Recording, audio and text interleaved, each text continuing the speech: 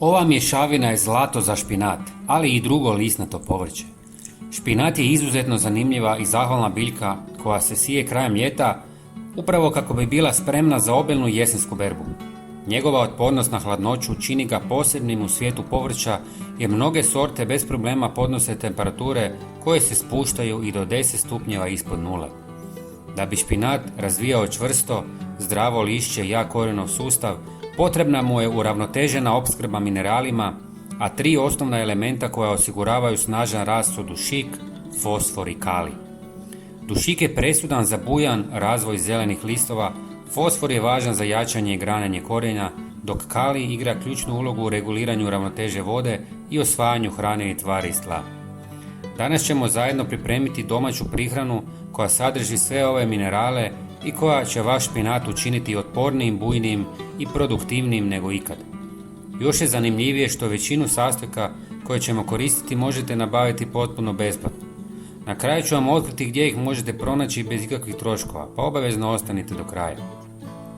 Prvi sastojak koji ćemo koristiti su zobene pahuljice, koje je potrebno samljeti kako bismo oslobodili sve njihove hranjive spojeve i olakšali im otapanje u vodi.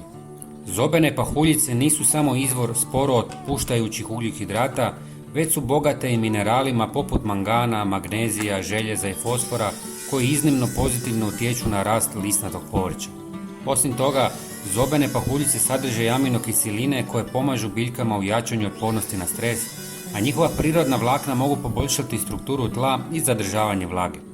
Upravo zbog toga ova prihrana ne koristi samo špinatu, već i blitvi, salati i drugom lisnatom povrću kojem je potreban poticaj za bujni i zdraviji rast.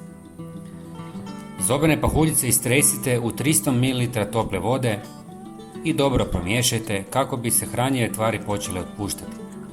Sljedeći sastojak je žlica suhe koprive koja je prava riznica hranjivih tvari i potpuno prirodno gnojivo koje možete sami ubrati i osušiti.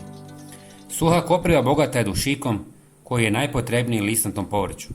Kopriva također sadrži prirodne fitonutrijente i organske kiseline koje jačaju imunitet biljaka i pomažu im da se lakše nose s bolestima i napadima štetnika. Osim što služi kao hrana, kopriva poboljšava i kvalitetu tla te potiče razvoj korisnih mikroorganizama, pa je mnogi vrtlari smatraju jednom od najboljih biljnih prihrana uopće.